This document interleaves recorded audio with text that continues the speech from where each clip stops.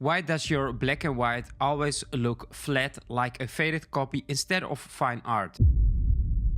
Because a single click conversion throws away everything that makes a photo powerful. I'm going to show you how to actually build it. In this masterclass, you'll learn how to sculpt light on a face using targeted curves, how to make eyes and skin jump off the screen, how to create a moody cinematic background from scratch, and how to convert any portrait or wildlife photo into a black and white fine art image, step by step in Photoshop. This isn't just about removing color, it's about controlling every tone, every shadow, every highlight, until the image feels like it was always meant to be black and white. The kind of result you actually want to print and hang on your wall. Hi, I'm Zenja and this is Photo Wow.